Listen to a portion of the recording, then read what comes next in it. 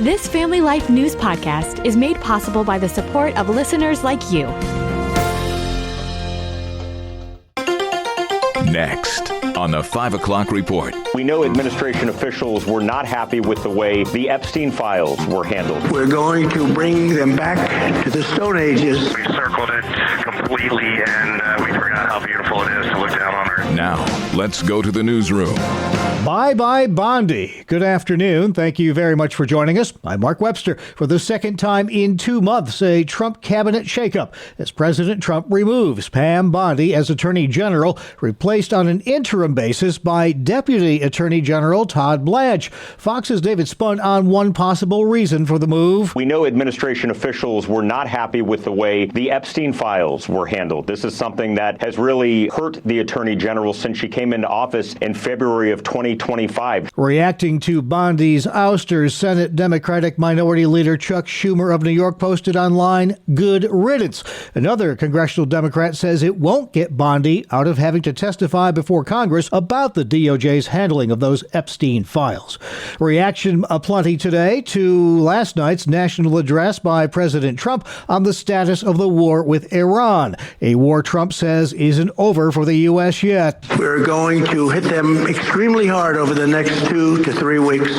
We're going to bring them back to the Stone Ages where they belong. CBS's Holly Williams with Iranian reaction to Trump's speech. An Iranian spokesman also claimed that the US and Israel have not destroyed Iran's missile production centers, long-range attack drones and advanced air defense systems, asserting that they are in locations that the US and Israel cannot reach. Virginia Democratic Congressman Don Byers says diplomacy has to be the ultimate answer in Iran. There has to be a diplomatic solution. They can't stop Iran from ever getting a nuclear weapon unless there's a diplomatic agreement with verification. More missile and drone attacks by Iran today against Israel and neighboring Persian Gulf countries. President Trump's plans for a White House ballroom have been approved by the National Capital Planning Commission. It comes despite a federal judge temporarily halting construction on the project while a lawsuit plays out.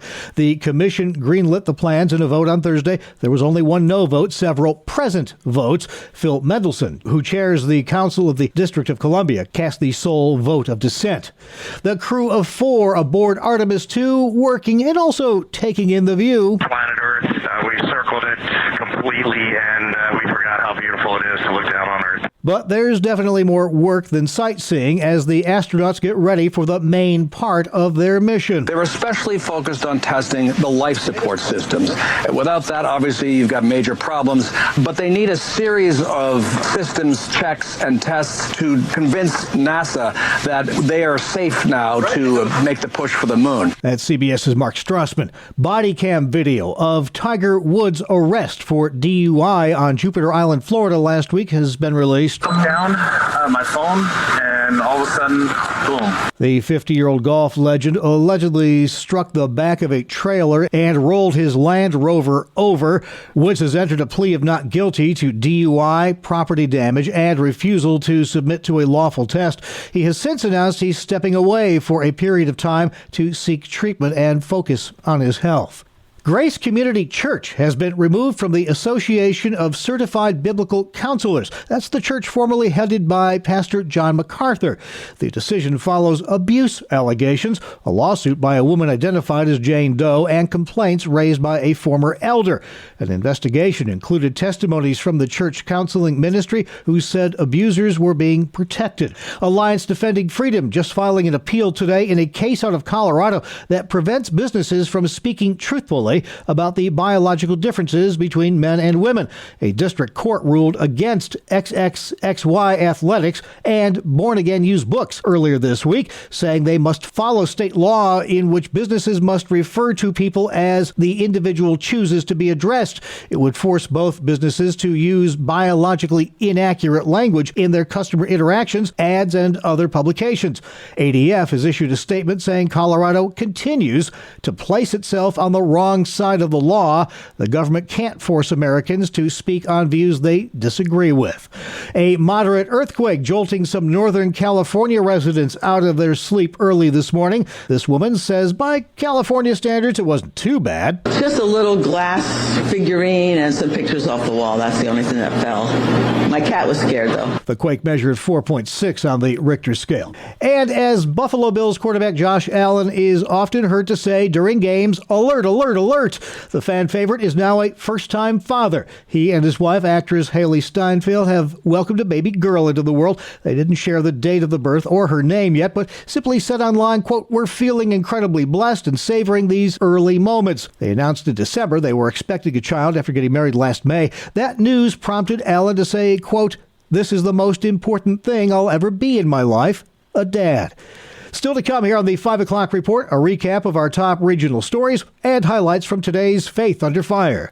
Now checking the stories making news where you live across New York and Pennsylvania. The claim after the storm. After all the flooding and hail in upstate New York this week and the first tornado of the season, thousands of homeowners and car owners calling insurance companies for claims. AAA's Dave Kurz telling WBEN they're getting a lot of calls about sewer lines backing up or sump pumps failing as folks begin to clean up. Maybe included in certain packages, but you want to make sure you have that water backup of sewer and drain coverage to make sure you are protected for that flooded basement. He says don't wait on an insurance check to get the water out of your home. If you do get some water in there, if you don't clean up things right away, you could get some mold growing in. So you're going to want to try to clean up and dry up as quickly as possible. Get some fans going, get a dehumidifier going. More than 2.5 inches of rain fell in Allegheny and Cayuga counties in under 12 hours Tuesday. A lot of damage at Houghton University as well. 2 pilots recovering after a small plane crashed into a park full of kids in northeast Philadelphia Wednesday. The fire commissioner there says a student pilot made an emergency landing while experiencing mechanical trouble around 3:45 Wednesday at Fleur Park. They were both alert and oriented.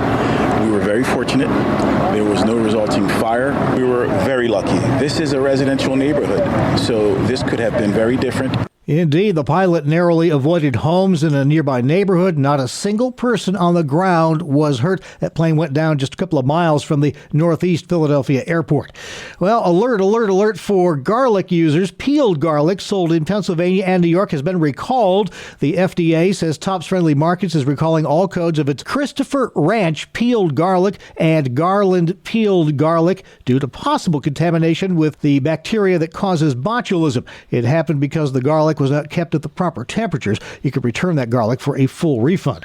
Lawmakers abuzz in Harrisburg over the start date of deer hunting season. Several want to move the date back to the original Monday start time. That includes Senator Lisa Boscola. If you were a hunter, you would go on like a Saturday, start camping out. You go to the restaurants, the shops, the community, and you'd hang out for a couple days, then you'd hunt on Monday. And that's not happening anymore. So all these businesses were the ones that were calling me saying, we're losing business. Why did the Game Commission change it, and can we set it back? The date was changed in 2019, but hunter Jake Shaw tells ABC 27 the original start time isolates an entire generation of hunters. I think that going back to the Monday opening day after Thanksgiving and Black Friday, I think that, it kind of limits the opportunity that these young hunters have that are, still in high school, maybe they're in college. Some lawmakers speculate the drop in business actually began during the pandemic, not because of the change in the law. The PA Game Commission has issued a statement on Senate Bill 1244, which could change the date a second time, saying the current Monday start ensures the future of the sport. A restructuring of the U.S. Forest Service will have a direct impact on Pennsylvania. Family Life Sarah Harnish explains. This week, the Trump administration announced plans to relocate the U.S. Forest Service headquarters from Washington to Salt Lake City. But the plan also includes sweeping changes at the state level.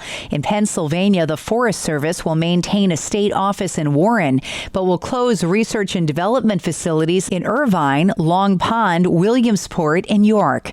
Pennsylvania has a long history with the Forest Service. Gifford Pinchot, the state's 28th governor, played a key role in the creation of the agency under President Teddy Roosevelt and was its first leader. York County County, Pennsylvania is home to Gifford Pinchot State Park in honor of his conservation legacy. Sarah Harnish, Family Life News. Thank you, Sarah. The Journey Through Good Friday returns tomorrow in Tonawanda, New York. First Trinity Lutheran Church hosts that free walkthrough exhibition of what happened on Good Friday. Carolyn Doster helps to organize it. She tells WGRZ. This walkthrough experience, interactive experience, is based on Jesus basically his 21 last hours on earth. It's a self-paced walk, no actors. At one point, you find yourself standing in the middle of the Garden of Gethsemane, though you're actually in a church sanctuary. People find this to be one of their favorite areas of the journey. They can sit. People are using it much like he did. Exactly. Mm-hmm. Yeah, they're being very reflective, meditative, prayerful. The tour is open to anyone and is free. You might recall we featured Carolyn Doster and that walk this year on Hometown Heroes, and you can hear that interview under the Hometown Heroes tab at familylife.org. But up next, here are some highlights from today's Faith Under Fire.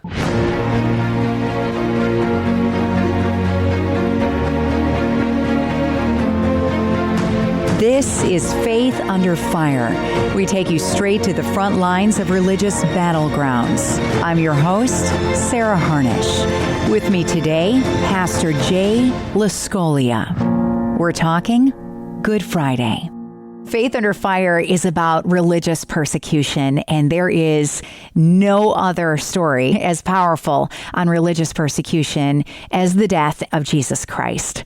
Tomorrow is Good Friday, and that is the second most important day in Christian history behind Sunday, Jesus' resurrection.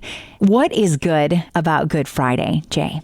Johnny Hart, in his famous comic, BC comic, had these three pictures, and it just says this. One of the characters says, "I hate the term Good Friday." And the other character says, "Why?" And he says, "Well, my Lord was hanged on a tree that day." And then the second character says, "If you were going to be hanged that day and he volunteered to take your place, how would you feel?" And the one guy says, "Good."